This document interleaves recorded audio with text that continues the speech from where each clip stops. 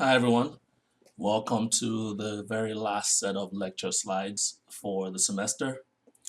This will be a continuation of the phase diagrams lectures that I started a couple of weeks ago before Thanksgiving. As you're familiar with, we stopped at binary isomorphous phase diagrams. And so the objectives will be the same as before, where we're taking these phase diagrams and using them to calculate the phases that are present, the composition of the phases, and the mass fractions of the phases as well. But we'll switch to a different version of the phase diagrams where we go from being isomorphous to what we call eutectic type diagrams, which I will explain later on. But you saw an example of that on the homework.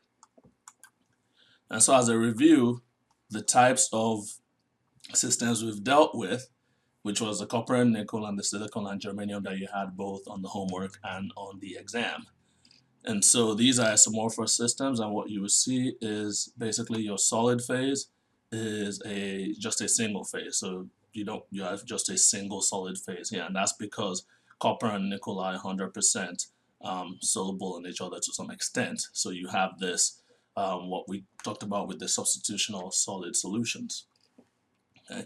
So one thing that I like to do in the initial stages of this set of lectures is talk about the actual changes that are going on the macroscopic level in these types of systems before we move to the eutectic type systems.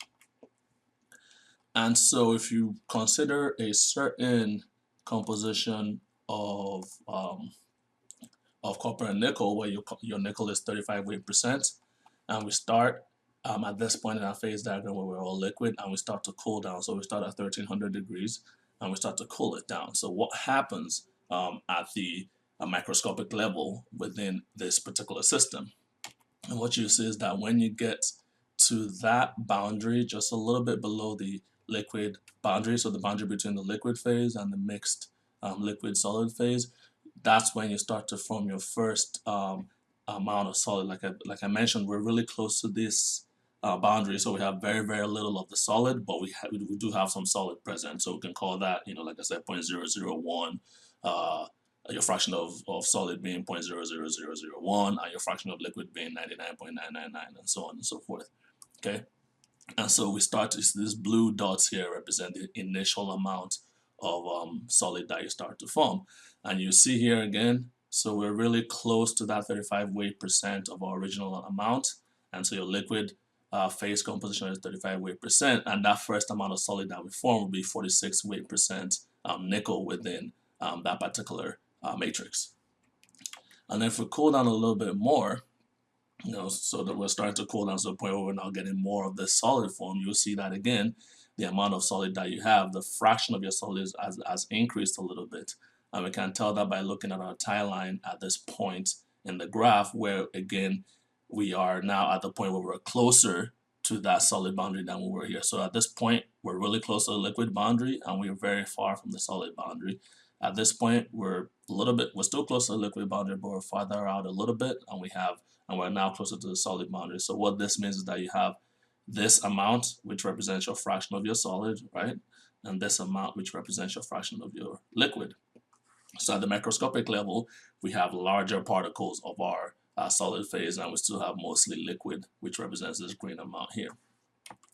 And then if we cool it down a little bit more to the point where we're now very, very close to the solid boundary, what you will see now is that you have much, much larger amounts of your solid and very, very little liquid left. So this is not exactly drawn to scale, but at this point, what you see now is that now we're close to our 36 weight percent overall, but now that 36 weight percent is really what you have in the solid phase, and then 24 weight percent of your nickel is in the liquid phase. Okay. The other thing you will notice here is that this point is really close to our solid boundary, and this point is far away from our liquid boundary, which again, based on the level rule, we have a little bit of liquid here, but a lot more in the solid phase.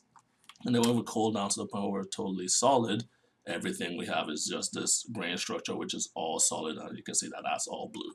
Okay, so this is what is happening on the microscopic level when we cool this hot molten liquid from 1300 to below 1200. So we're starting at 1300, which is all liquid, and we end up with, at 1180, which is all solid. And so this gives you a sense of those macroscopic changes that are occurring. And this should, help you at least better understand how we can have two different fractions, but also have different compositions within those fractions.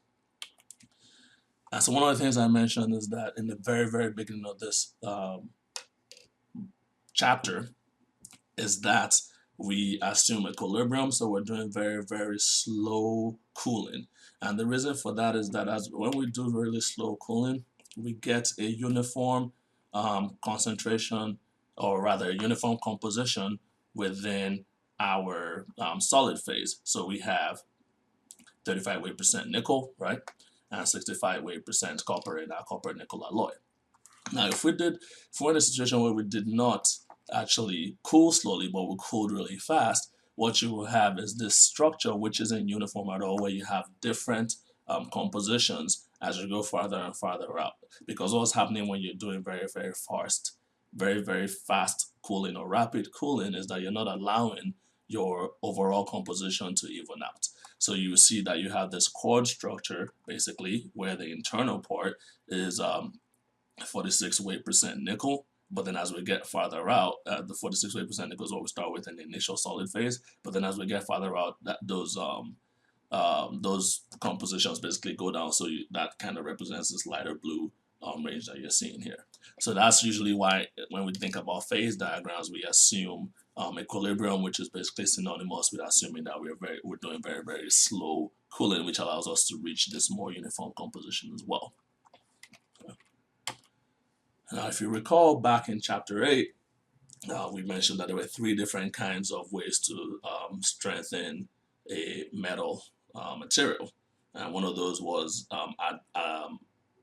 adding another metal to that to form an alloy. So I gave the example of when we have nickel and copper, for instance, where the nickel radius, as you can see, is smaller than your copper radius. Okay, so these phase diagrams that we're talking about, right, they will also give us a measure of these changes in mechanical properties as well. I mean, you can think about the fact that, for instance, if we look at the tensile strength of pure copper, right, it's a little bit above 200. The tensile strength for pure nickel is a little bit above 300. So let's say this is 330. This is probably about 230. Okay, and we mentioned that once you start to form an alloy, so in this case, if we start with pure copper, in this case on this side, because it's 0% nickel, we're starting with pure copper. And so as we start to add in nickel, our tensile strength goes up because, as we mentioned before, when you form this alloy, you start to strengthen the metal. You can think of this other side of the point here again, where we might start with 100% nickel, so 0% copper, and then we start to dope it with copper. The tensile strength goes up as well. So overall, you will see that basically between these two pure regions, our tensile strength approaches a maximum value. Similarly, on the other hand, again, as we strengthen the alloys, what we gain in strength, we give up in ductility. And so you see that again for pure copper, your ductility is, let's say, somewhere around 55%. And for pure nickel, your ductility is about 50% elongation. And so again, in between, as we start to dope with pure copper with nickel, or pure nickel with copper, our ductility reaches a minimum point. Okay, so that's as far as we're concerned, all the material that we'll cover with binary isomorphous diagrams. The more common species we'll see, though, are these binary eutectic phase diagrams. Okay, so again, recall that when we have these isomorphous structures where we dissolve copper in nickel, you only have a single phase, and that's because this is a substitutional solid solution, and so we form one single phase in the whole thing. Right? So what you have is, when you know that this ends in our alloy, we have what you would call a range of temperatures where we're continually melting. If we say we start from the liquid phase and we're going to the solid phase, we're continually melting until we form a complete solid. So we have a range of temperatures in here, right? And again, that's just synonymous with the fact that there's not a single melting point for this particular alloy. So in our binary eutectic systems, the word eutectic is basically referring to a special composition within that system where we have a minimal melting point. So a special composition where we basically have a single melting point, which is not typically what you see with metal alloys. So let's just look at this diagram, which has a whole lot of different things going on, but I'll explain it in bits and pieces. So let's start off with the fact that this is a copper, silver phase diagram. So at this point, we have, this is your x-axis here represents your weight percent of silver.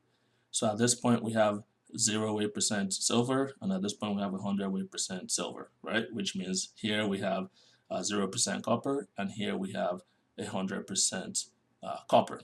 Okay?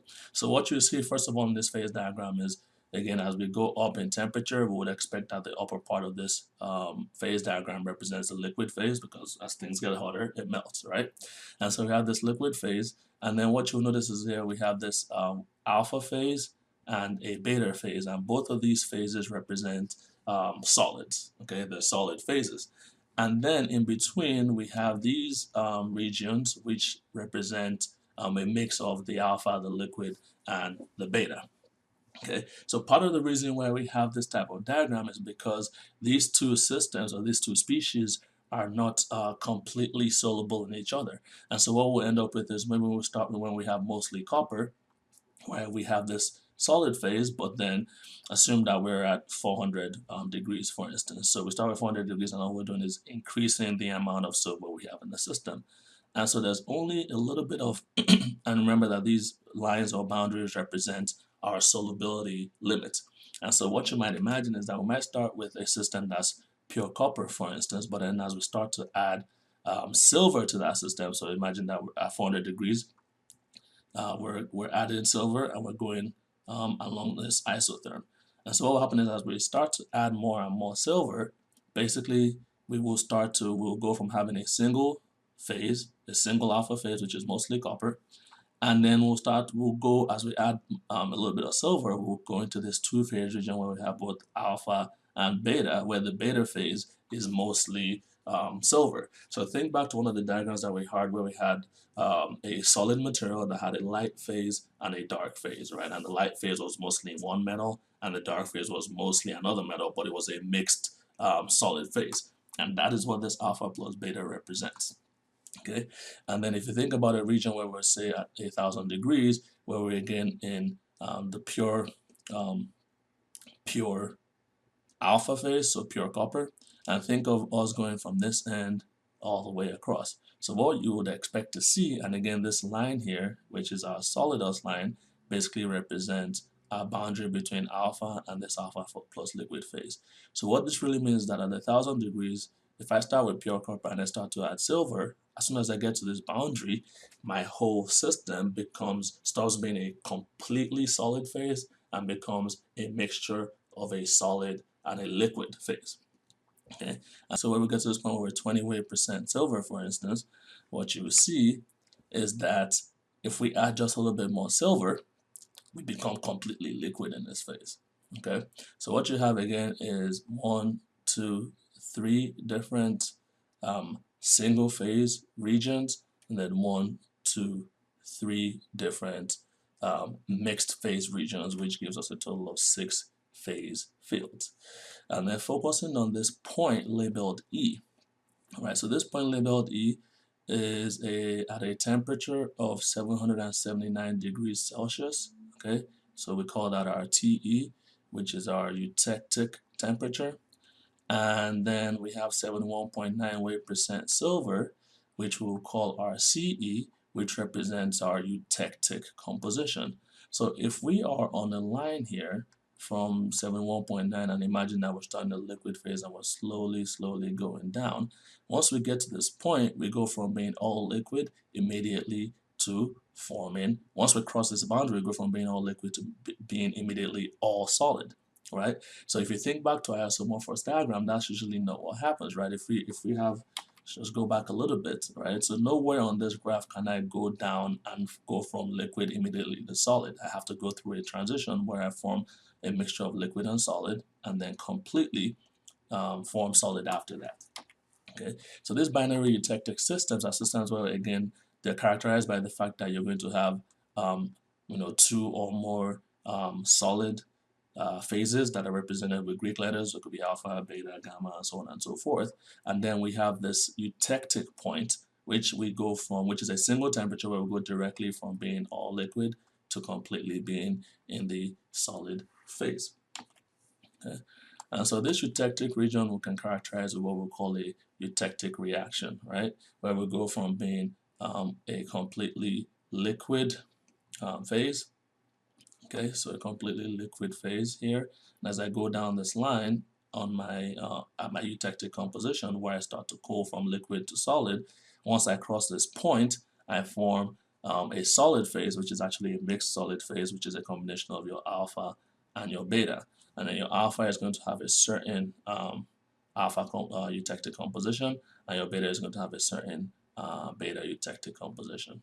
Okay, and so if you think back to the way our tie lines work, just going back again one line, you would imagine that if we were to think about what the different compositions of the alpha and beta phase, that will be given to us by some tie line, which is represented by this 779 line that goes from the point B all the way to point G in that diagram.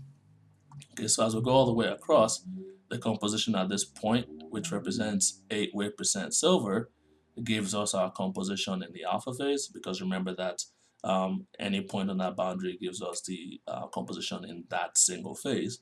And if we go to this point, which is 91.2 weight percent silver, where we have the composition of silver in the beta phase, and we can do some calculations as well based on those dimensions. Okay, so the main point here being that your eutectic systems have this single point where we can have a eutectic reaction where you have a liquid, which is a single phase going into two solid phases. And so if we cool down, we go from liquid to two solid phases. If we heat up, we go from two solid phases to a liquid phase.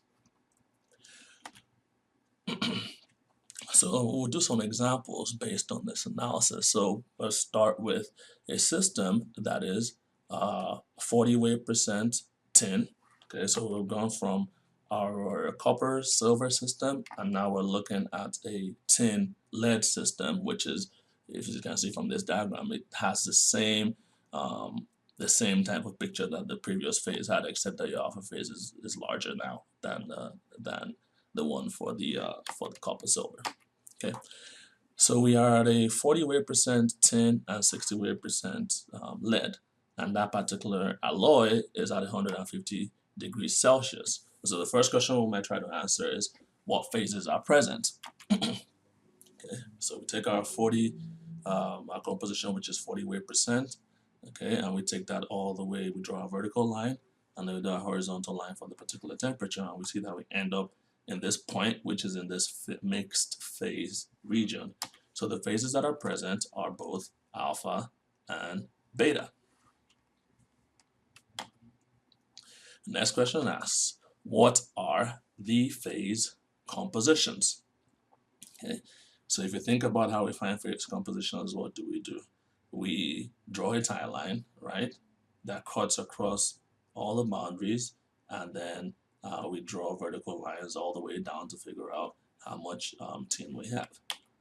Okay, so we can draw a tie line that goes from our point all the way to the alpha phase and draw that down, and that tells us that our weight percent of tin there is 11. Okay, and we do the same thing on the other side.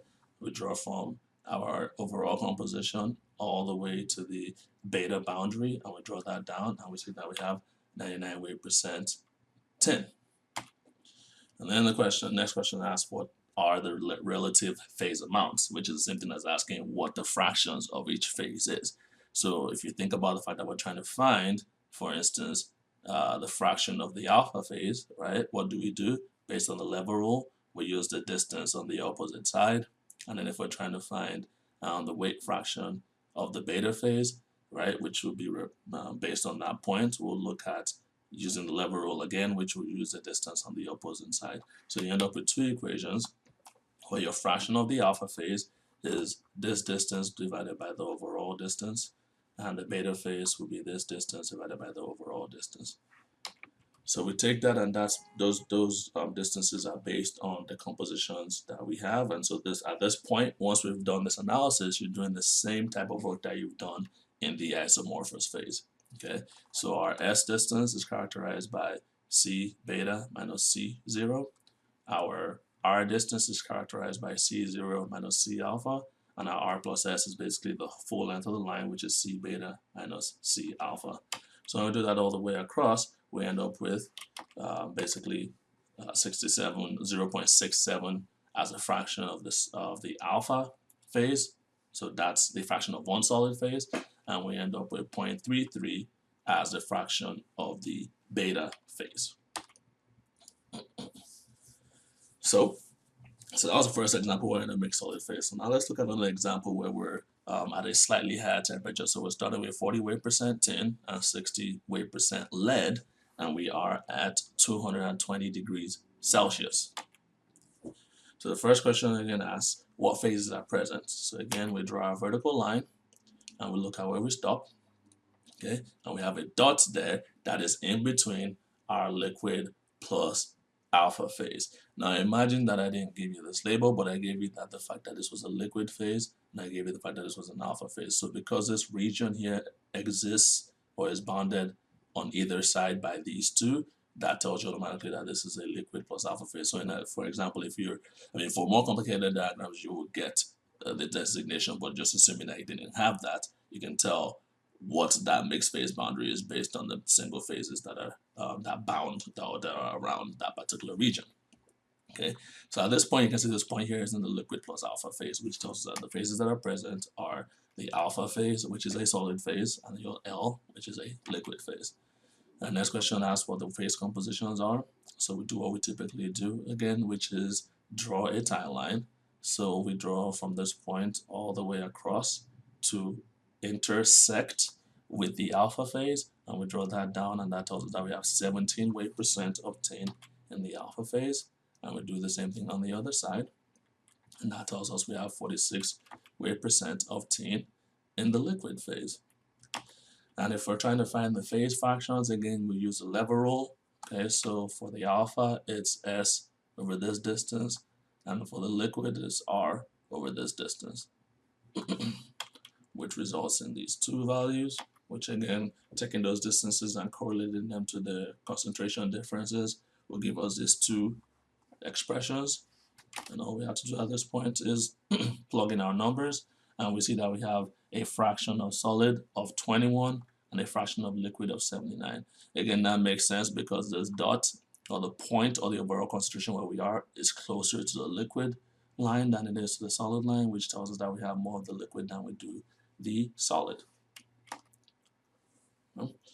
So the next thing we can look at are, again, the changes that are occurring on a microscopic level at different concentrations as we go through this graph. So if we were looking at an alloy, for instance, that had an overall concentration less than 2 weight percent, where our 2 weight percent is represented by this line. So if we start with an overall concentration of 2 weight percent, and we start in the liquid phase and we're starting to cool down. Okay, so if we start to cool it down, at some point as we go from this liquid phase, we'll cross our mixed phase region. So where we will see that now that green liquid is a combination of green liquid plus some solid that we start to form, again because we're in this region that's mixed. And then if we cool it down further, we get to this point where we have all solid, where there is no liquid at all. So the rest of that liquid has been transformed basically into the alpha phase. Okay, so and if we keep on cooling down, there are no phase changes that happen because we never go into any other mixed phase region. We just go from liquid. We transition between the liquid and the mixed. We start from a little bit of alpha, and then we form all alpha. And if we cool down completely, we will get just a polycrystalline system that has grains of alpha phase with an overall composition of C0. Okay, so that one is not really that complicated. But let's think about what happens when we start to go, when we're within the more complicated regions. So consider an alloy, for instance, where our overall composition is equal to our eutectic composition. keeping in mind that, as we said before, the eutectic point, right, is this point here where we go from liquid to solid phases. Okay.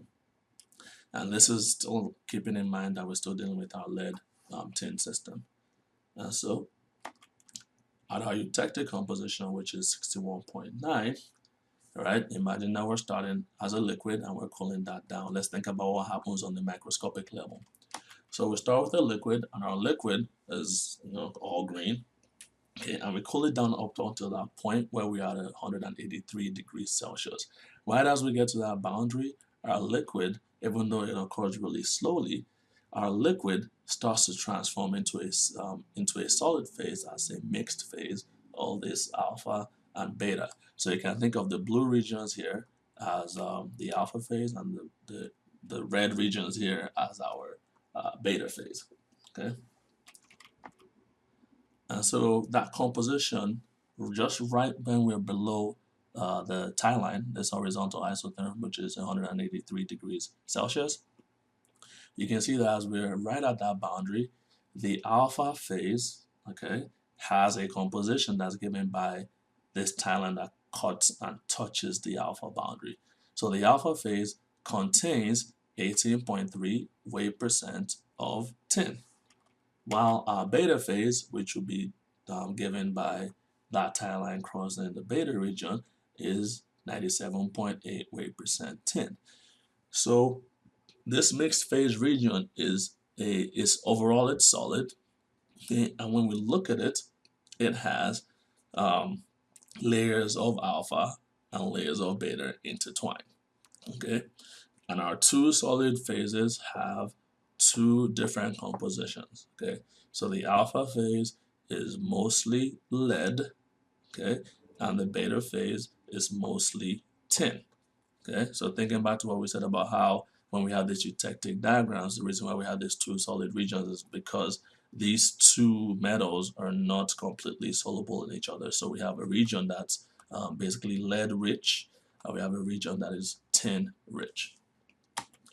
And the actual microstructure, again, even though this is an idealized form, just an artist's interpretation of what happens, if we look at a raw microscope, you can see that you have this layered regions as well, where you have a dark region and you have your lighter region as well. Okay, so this eutectic microstructure, and because it's a well-defined structure, we'll call it a microstructure. This eutectic microstructure is this layered system that we can see in our microscope. And so if we think about what is happening at that region, as your temperature decreases, right, you go from having mostly liquid to forming some solid phase. And what happens is that solid phase, obviously, as we decrease temperature, the amount of liquid starts to decrease because we're forming more and more solid. So this eutectic composition grows to consume our liquid phase.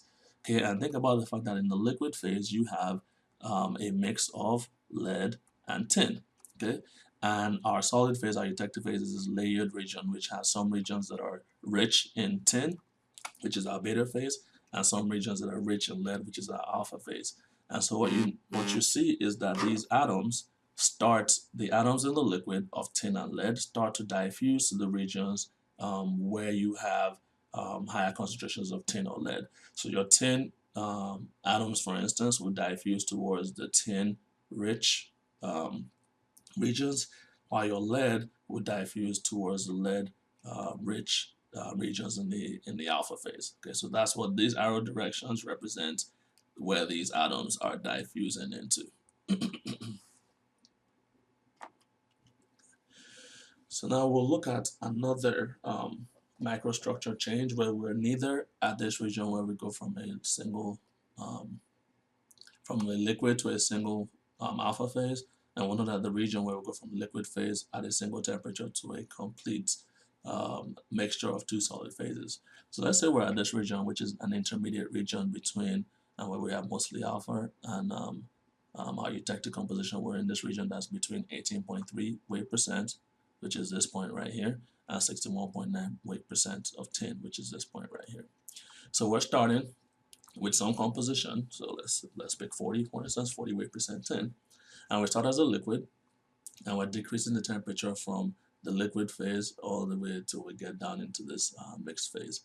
And so we start with the liquid, and when we get to that boundary, we start to we start to form our first amount of solid alpha, as we've seen in previous cases. Okay, so we still have our green liquid phase, and then we have our blue solid alpha phase. Okay, when we get to a temperature that's just above the eutectic temperature, so this black line again represents our eutectic temperature. When we get just above that, all you will see is that we have larger amount of solid, right? Because we formed more alpha. Okay, and we can tell that we formed more alpha because again we're closer to this alpha region a little bit. Okay, and we still have our green phase, but at this point we've formed all the possible alpha that we can form based on where we are. Okay, and then when you get the next point is we can look at the composition of that phase by drawing a timeline again. Okay, and because we're just above the excuse me, because we're just above the eutectic temperature, so assume that maybe we're at 184 or 185 or something. When we draw a timeline, okay, the timeline cutoffs at the boundaries are going to be based on the compositions at these points. So the composition at this point is going to be the 18.3, which is our maximum alpha, and the composition at this point is going to be our eutectic our eutectic composition. So if we're looking at the composition in the alpha phase and the composition in the liquid phase, we'll calculate that to be we'll have that to be 18.3 based on where we intersect at this alpha region, and 61.9 based on where we intersect at this liquid region. Again, we're just looking at a temperature that's we're not looking at a temperature that's like 200, for instance. We're looking at a temperature that's just a little bit above your eutectic temperature. And so we can calculate our fraction of alpha and our fraction of liquid by the level rule, which is R over R plus S, or for R. So R over R plus S would be what we get for our liquid, right? Or we could calculate alpha first and then do 1 minus alpha to get our liquid there. So both of those will give us 0.5. Okay. So again, don't get it confused there. All we're looking at is a temperature that's right above. So we're not looking at what's going on along this boundary per se. We're just looking at what happens right above eutectic points. So we can take these 2 points as our compositions. Now let's imagine that we now drop the temperature further, where we're just below the eutectic temperature. So imagine a temperature that's like 182 or 181 and so forth. What happens is that our liquid phase, and we're doing a slow cooling, so our liquid phase slowly changes. Remember that the eutectic region, once we cross that, in this alpha plus beta phase, we have this layered structure. And so what happens here is that as we drop below, that liquid phase goes and becomes our eutectic layered composition, where we have what we call our eutectic alpha and eutectic beta phases, as we've shown before, right? This layered region, you have some regions that are rich in tin, and you have some regions that are rich in lead. So your alpha is rich in lead, your beta is rich in tin. But what you basically see is that you have two, or let's call it, we have 3 different solid phases. So the blue particles represent our primary alpha, which were the ones that were formed initially before we got to the eutectic region. And then we have the eutectic alpha, which is the alpha in the eutectic structure. And we have the eutectic beta, which is the beta in the eutectic structure. So it's almost like you have, if you think about your alpha phases, you have 2 different alpha phases and 1 overall, excuse me, 1 overall beta phase. That's going to be important when we start to do the calculations. But suffice to say that when we cool down, our original alpha is still present there, and then it's our liquid phase that transforms to form this eutectic microstructure. Okay?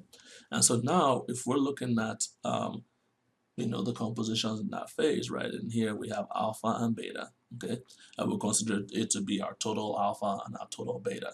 So if we look at this timeline goes all the way from the alpha boundary all across to the beta boundary, and we have this length, which is characterized by R, which is between our alpha composition and the overall composition. and we have this length S, which is between our overall composition and our beta phase.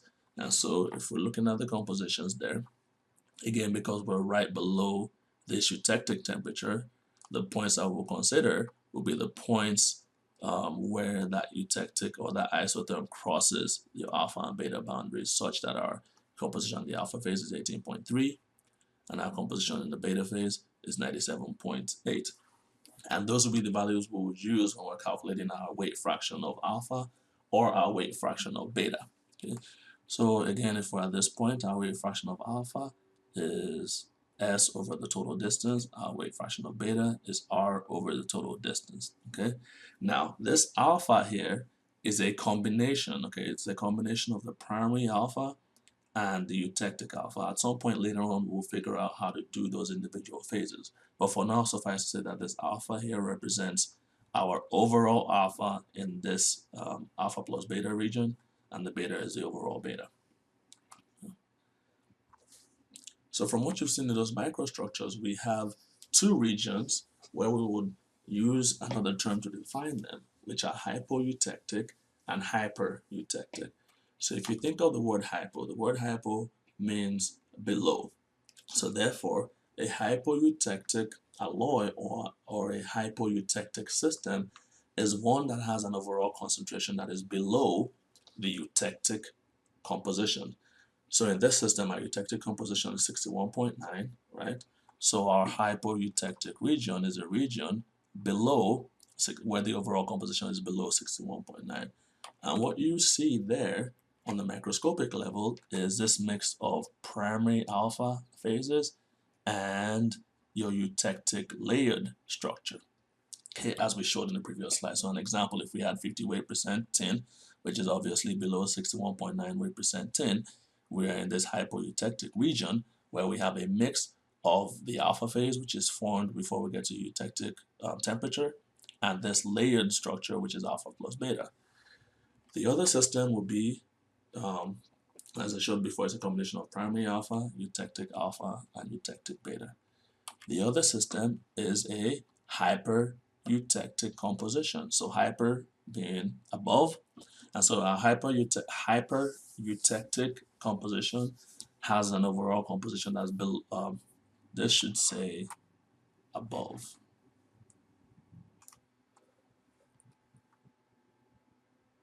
All right, through the power of technology, I've been able to fix the problem. So where was I?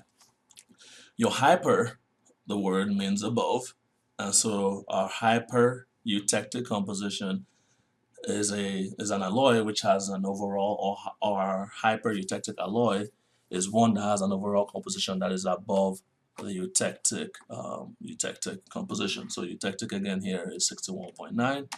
So if we have a system here where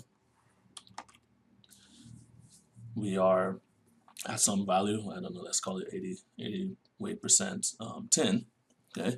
And so what you would expect to see there, similar to this, you have these light regions which are primary beta, which were formed originally before the liquid phase turned into a layered structure of a eutectic mix.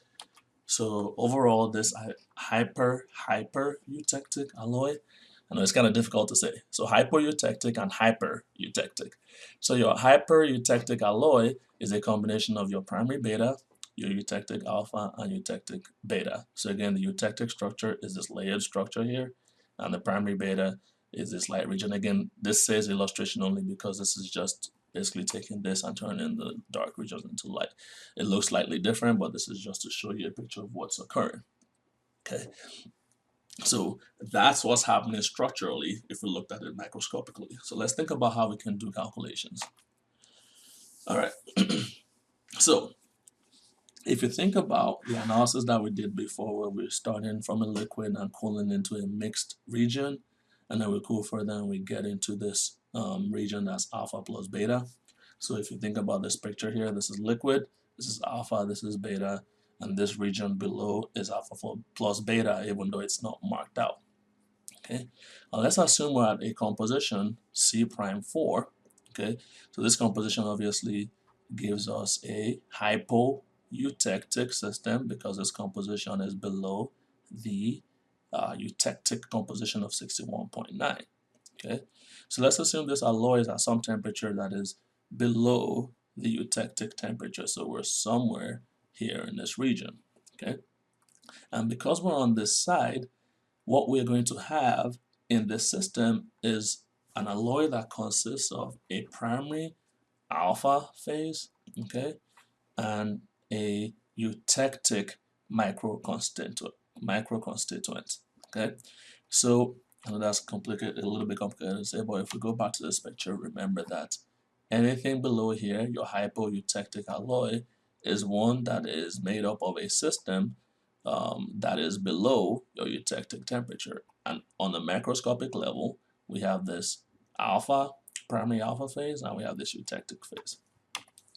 So in here, we're going to have a microscopic structure, okay, or a microconstituent structure that contains of your primary alpha, which we'll label as alpha prime, and then your eutectic composition, which is a combination of eutectic alpha and eutectic beta.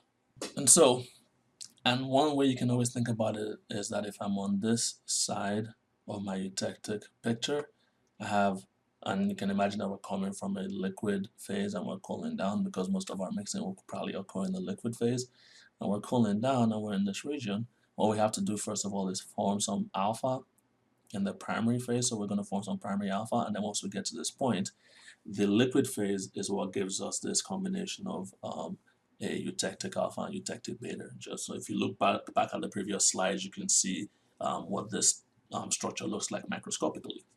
So if the question were to ask us what our overall eutectic fraction was, so the question is asking basically how much stuff do we have in the eutectic phase. Okay, so what percent of our stuff is eutectic? So if we're at this point, rather than drawing all the way from the alpha to the beta, we'll only draw from the alpha and we'll stop right here at the eutectic composition. So we're defined by this tie line that will be a combination of a distance of P and Q. And so if we're looking at the fractions, our intercepts will be between the alpha and the eutectic region. Okay, so what happens is that this alpha part, okay, gives us the amount of stuff that we formed in our primary alpha phase, right? Because this point here gives us what is formed before we form our combination of alpha plus beta down here, okay? And so therefore, if we're trying to find the weight fraction of the eutectic, which is represented by this line here, we would use the distance on the opposite side. So we would say P divided by P plus Q, okay? So that gives us our eutectic fraction.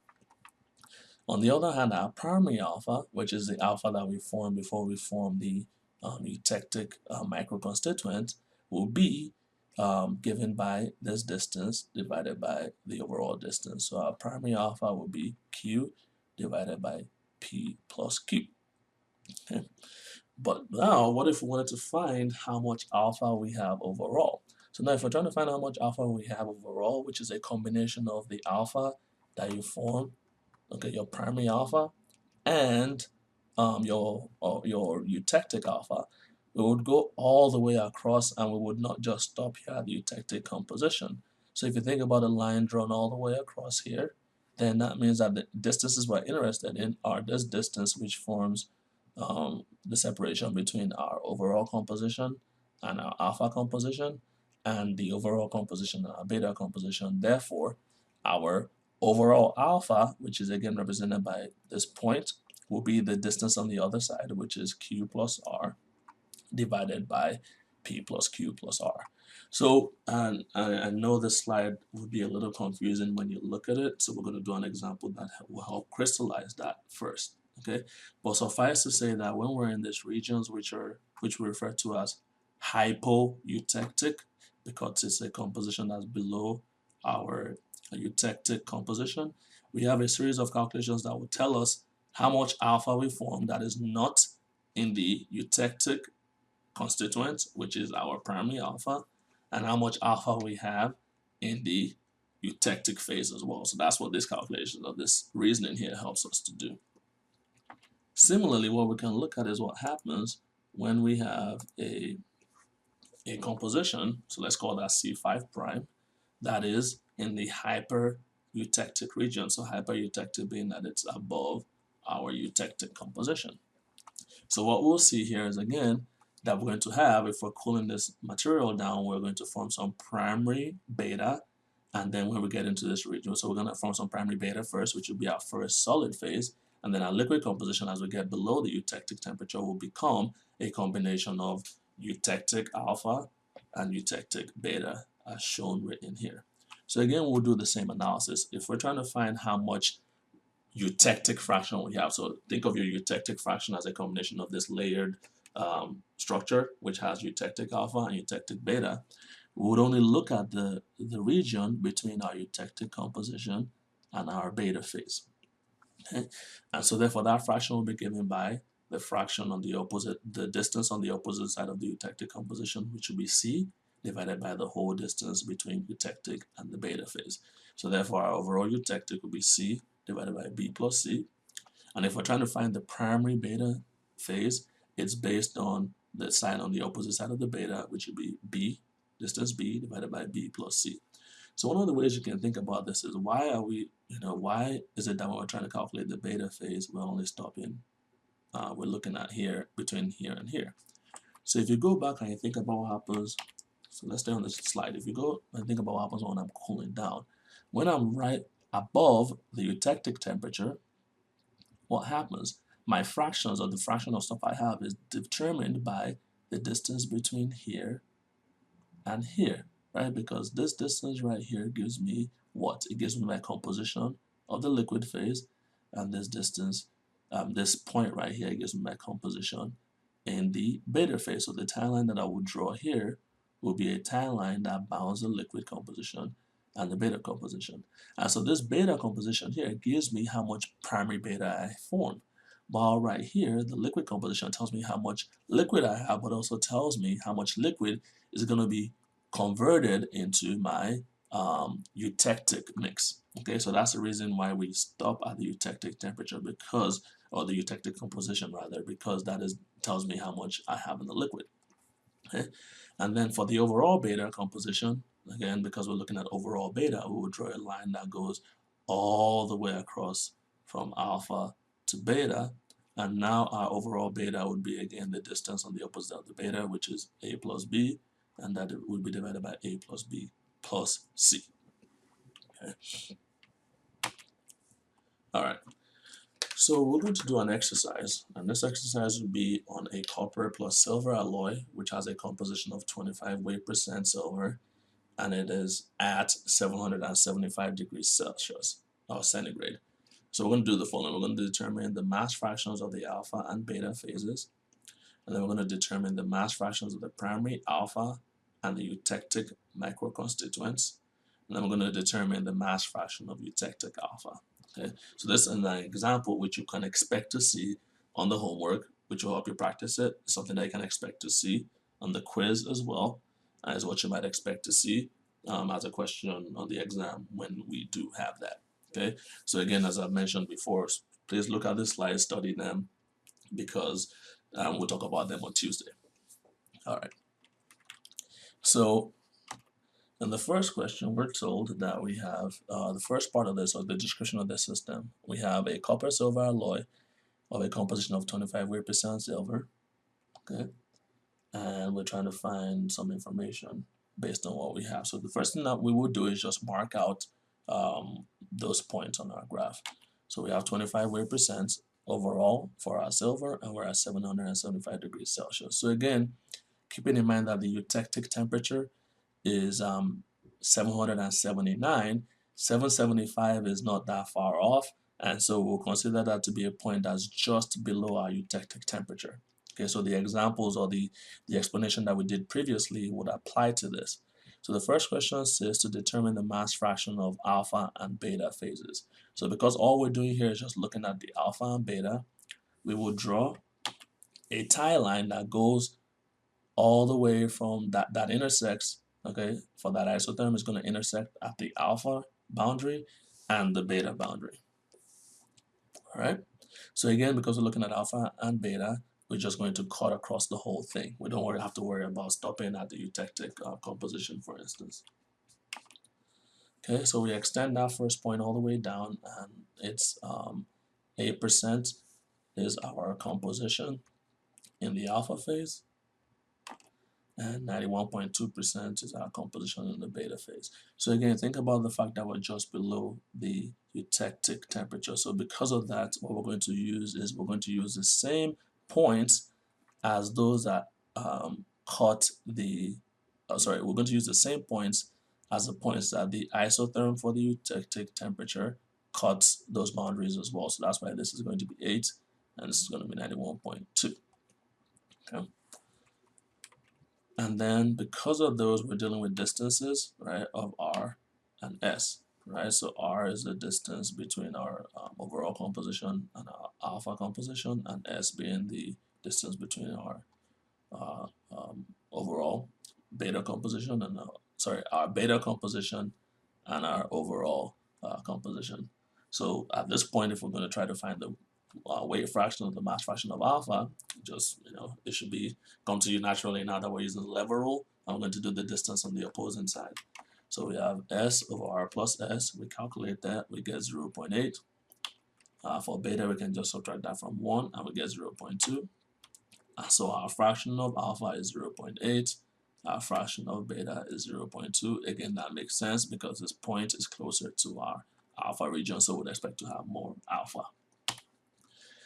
Now, the next question is asking us for the mass fraction of the primary alpha and the eutectic microconstituents. So if you look at this, we're now concerned, we're now changing from looking at the overall to looking specifically at the primary alpha, which is the material that is formed, okay, up here before we get to this temperature, and the eutectic microconstituents. So for that reason, rather than go all the way across, we're going to draw a tie line that goes from the alpha to the eutectic composition, and that would look like that. So again, we're stopping at the eutectic because now we're looking at primary alpha, which is not the overall alpha, and the eutectic as a separate fraction. So we extend those lines down, and that, again, because we're just below that temperature, we can just use the values represented at the eutectic temperature. Okay. So we have these two distances where R is the difference between C0 and C alpha, and Q is the difference between CE and C0. So our primary alpha, which is represented by this point, is going to be the distance on the opposite side of alpha. So we're going to be looking at Q divided by R plus Q, because again, this point here represents what we're doing in our alpha phase. So that gives us 0.73. And we can find the eutectic by doing 1 minus that, because again, we're looking at the fractions that we're concerned with are the fractions between the alpha and the eutectic region. So we can just do 1 minus 0.73 there. And so our primary alpha phase is 0.73, and our primary and our eutectic microconstituent is 0.27. Okay, so then the question now says, what is the mass fraction of the eutectic alpha? So if you go all the way back to the picture that you saw on the slide, right, our alpha composition is a combination of what? It's a combination of our eutectic alpha and our primary alpha. So once we know our overall alpha, and we found one of these components, we can find the other one. So essentially, our eutectic alpha is going to be the difference between the overall alpha that we have and our primary alpha. So we found those two weight fractions. It's just going to be that difference. That's going to be 0.80 and 0.73, which gives us a fraction of 0.07. Okay. And so this slide I will focus on a little bit more in class. We'll talk over it, but I would implore you to just use the examples that we've done. Try to do the homework, at least the first attempt on the homework, and then you can ask me questions when we talk on Tuesday. Okay, so some other characteristics that these eutectic phase diagrams have is one where we see a vertical line at a certain composition. Okay, so that vertical line actually represents what we'll call an intermetallic compound if we have a metallic alloy, right? So this is an alloy or a phase diagram that represents a combination of magnesium and lead. And so what you see is that this vertical line basically represents this intermetallic compound called Mg2Pb. And so it's a specific ratio, so it's a specific ratio of lead to Pb, and it has a specific what do you call it? You have a specific composition which we'll call stoichiometric, just based on what you do in chemistry, based on some kind of atomic ratio. Okay, and so what you see now is that again we still have our regions of alpha, L, and in this particular case we have a beta region as well, and then this region here, which is between the alpha and the Mg2Pb line, is actually a mix of Mg2Pb and alpha. So even though Mg2Pb is not a region on the graph like we've seen previously, this region here is a composition of these two. Okay, and then the other thing I'd like you guys to note is that now what you will notice is that you have two eutectic compositions. Okay, and you have what you call basically two eutectic temperatures. So this first eutectic composition is one where you go from a liquid, and when you cool it down, you have a combination of alpha plus Mg2Pb. And in this composition, in this eutectic composition, you start with liquid, and as you cool down, you form a beta plus Mg2Pb system. Okay, so that's another characteristic that you will see. Okay. The other thing you should notice is that aside from the eutectic point, okay, which is a eutectic composition at eutectic temperature, we have some other transition points as well where we convert from some phase to another. So the eutectic one, right, is one where we, let's just assume in this case we're doing, everything is cooling, so we're just lowering the temperature or decreasing the temperature, okay? The eutectic transformation is when we go from a liquid, one single liquid phase, to a combination of solid phases. This is the one that you've seen, okay? And the schematic we can use to represent that is, as you can see, we have this isotherm, and we have this alpha region, your liquid region, and your beta region, and these lines here just extend. And so when we cool from liquid and we cool down, we have this region here, which will be a combination of alpha and beta. Okay? Another kind of transformation we have is a eutectoid transformation. And so in this particular case, we start with a solid phase and we convert it into two solid phases when we cool down. Okay. And so what you will see here again is very similar to this region where rather than, the only difference is that rather than starting from a liquid and going to a mixed solid phase, we're starting with a solid and going into a mixed solid phase. So that's the main difference between these two. The other type of system we'll have is a peritectic system where we start with an alpha and liquid, and we're going to, when we cool down, we go to a beta phase. So we're going from a liquid and a solid phase to another solid phase. And this is illustrated here where if you think about this being the alpha region and this being the liquid region, then this region here, which is bounded by liquid and alpha, will be what? It will be an alpha plus liquid region. And then right at this point, as we start to cool down, we go from having a mix of alpha and liquid directly to having just beta. So we'll go from one solid and one liquid phase, and we'll go directly into one single solid phase. And then the peritectoid is similar to the peritectic in the sense that we have two phases, but now we have, instead of having one solid and one liquid, in the peritectoid we have one solid and we have two solid phases, so alpha and beta. And so this region right above will represent an alpha plus beta region, and then as we start to cool down, we go from two solid phases to a single solid phase. And the last one we'll talk about is monotectic, which you won't see that much, but I wanted to show you just so you could know.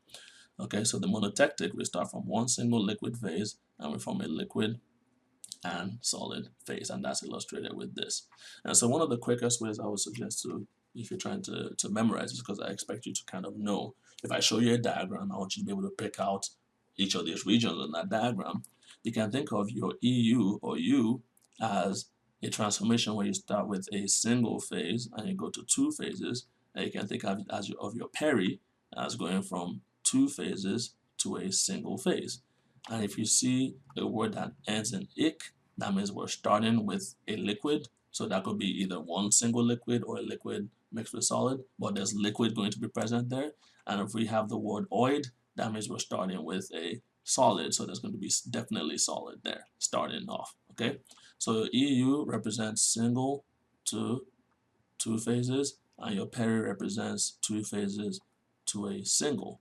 And if you have "ic," you're definitely going to have a liquid in your starting point, and if you have oil, you're going to have a solid in your starting point. Okay. Okay, so this is an example of a phase diagram. And so if we look at this diagram, this region here labeled P, we're starting with an alpha, we're starting with delta plus L. So if you ever see L, that just tells you you have a liquid. Any other Greek letter is going to represent a solid phase. So in this particular system, we have a solid and a liquid. Okay, and you can see that in this point, when we go down in temperature, we go from two phases to a single phase. Okay, so two phases to a single phase, that is peri, right? And then we start with a liquid, so that means we're ending with ik, and so we go from that, and we call that a peritectic phase, where we go from a peritectic transformation rather. So we go from delta plus L to epsilon. Okay, and this region is another one where we're starting with delta, so this is a single solid phase, and then when we transition or cool the temperature, now we'll go to this mixed region, which is gamma plus epsilon.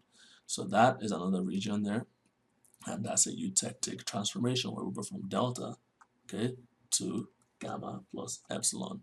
So what I'll leave you to do here is find the other peritectic reaction in this particular graph. Okay, so this is for you to kind of an exercise that you can do, but there's another peritectic reaction here, and I want you to try to find that. Okay. So the last thing we'll cover here are binary eutectic phase diagrams specific to iron-carbon systems. And so the reason why the iron-carbon phase diagram is so special is because if iron and carbon is where some combination of iron and carbon gives us steel. Okay, if we add a little more carbon, we have what we call cast iron, or we have pure iron. But both of these have been marks. Okay, back in the net from 1900 to the millennium, to the end of the millennium, are marks of, until today actually, they are marks of industrialization. So if you think of all your pipes that carry your oil and your gas, those are typically made of some kind of steel, and those are still in use today. And so that is why this phase diagram here is so important. Okay, so what you will see is, if you think about your iron and carbon, it's some combination of iron. And well, your iron and carbon phase diagram is a combination of iron and carbon. It sounds redundant, but that's really the point I'm trying to make here. And so you can think of this as we're basically starting with this graph here basically represents what our composition of carbon. So we have 0% carbon, that means we have all iron, and then we go up to this point here, which stops at 6.70. Okay, and so our phases are represented by alpha, which has a specific name called ferrite. Okay, and we have a delta region over here. Okay, we have a liquid region over here, and we have a gamma region over here. Okay, so even without me telling you, your alpha, your gamma, and your delta, which are Greek letters, represent solid phases, and this is a liquid phase. And then we have 11 phase fields, which are a combination of our single phases and then our mixture of phases. But the other things I want to point out, some of the characteristics that you see in this diagram. So this line here, where we're at 6.70 represents, is actually another stoichiometric line. Okay, and in the iron-carbon system, it is Fe3C, and that is also called cement. We have that as one of our characters of this diagram. The other characteristics you will see is that we have this point, and this point, which represent phase transformations. Okay, so just looking at it, this point here goes from a mixture of phases. So this, if this is delta and this is liquid, this region here is delta plus liquid. Okay, and so we're going from delta plus liquid directly to a gamma phase. Okay, so think of the fact that we're going from two phases to one, so that's a peri, right? And then we're going from something that starts with some liquid to a solid, so we know that's going to end in ik. And so this L plus delta going to gamma is a peritectic point, and we have a peritectic transformation. Okay, the other thing you'll see here is the ones you're familiar with, which is the first one you're familiar with is eutectic, which are going from liquid to a mixed phase, and then another one you see here, we're going from a solid to a mixed phase, and so those represent eutectic and eutectic points respectively. So this diagram is no different from the other one we've seen. It's just, again, has a lot more things going on, but it's still the same analysis where we have these different regions, which are eutectic, eutectoid, and we'll do some calculations with that. The other characteristics you'll see here is that because we have this eutectic point and this eutectoid point, we can refer to those regions based on the words hypo and hyper. So remember that hypo means we are below, and hyper means that we are above. Okay, so your so some other characteristics you're going to see in our region, just based on the words hypo and hyper.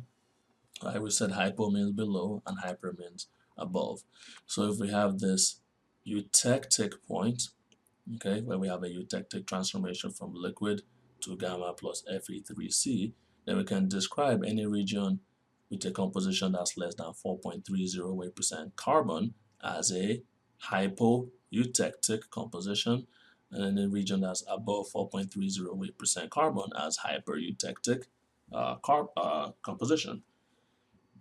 But because we also have this eutectoid point, which is 0.76 weight% carbon, we can describe any composition that's below 0.76 weight% carbon as hypo-eutectoid alloy, and any number that's above 0.76 as hyper-eutectoid composition. So again, these are questions that could be asked in the exam or the quiz, for instance, to give me an example of a value that is hyper-eutectoid or hyper-eutectic, or I could give you a composition and give you a graph and say, what would you call this, hyper-eutectic or hyper-eutectoid, and things like that. So that's something to keep in mind. So with that, we're going to do just a couple of examples to wrap up this section. So we have a 99.6 weight% iron and 0.4 weight% carbon steel at a temperature just below the eutectoid, so below the eutectoid temperature. So I want to determine the following. The first thing we're going to find is the composition of Fe3C and ferrite. And again, you'd have to memorize that. And then we're going to find the amount of cementite in grams that forms. Okay. So you don't have to memorize any of these. And the cementite here is basically your Fe3C. So we have 99.6 weight% iron. Okay. And 0.4 weight% carbon. So if this is 0 and this is 1, 0.4 is somewhere right here. Okay, and then we're told that we're just below the eutectoid temperature. So the eutectoid is this point, and so we're just below 727 degrees Celsius. So let's assume we're like 726 or 725 or something like that. And the question asked us to determine the composition of Fe3C and alpha. So when we're at this point, all we need to do is just read off. We'll be drawing a tie line, right? But really, all we need to do is just read off the values on the chart. Okay, so the composition of the alpha, when we're in this region that's mixed, the composition of the alpha is going to be basically given by whatever that boundary is, which is 0.022 weight% carbon. And our cementite region, which is Fe3C, will basically what this line tells us, which is 6.70. So that was, I would say, a relatively easy question where you could just go to the chart and read off those values. So then the next question asked us for the amount of cementite in grams that forms in 100 grams of steel. So in this point, because we're trying to find the amount, okay, which will first of all start, we're trying to find the amount and we're given 100 grams. So we'll first of all start with finding the fractions, and we find the fractions using the lever rule. Okay, so because we're right below the eutectoid temperature, we're starting with 0.4 weight% carbon. Okay, we draw a tie line that extends all the way across. All right, and so this gives us the composition in the alpha phase. This gives us the composition in the cementite or the Fe3C phase, and we're trying to find the amount of cementite. So we're dealing with a point over here, and what do? We use the value on the opposite side. So we will be doing R divided by R plus Q, which gives us this expression, which when we work it out would be 0.057. Okay, and we're starting with, so that's our fraction of Fe3C, and because we're starting by 100 grams, we multiply that by 100, and we end up with 5.7 grams. So this ends, this, like I said, is our final lecture. Okay, we're going to do this virtually, but I'm also going to go over some of the final points in class. Okay, but this is our final lecture in this class. And with that, I wish you guys good luck on Tuesday. And I hope you've had a wonderful semester learning about material science from me. See you guys soon. Bye-bye.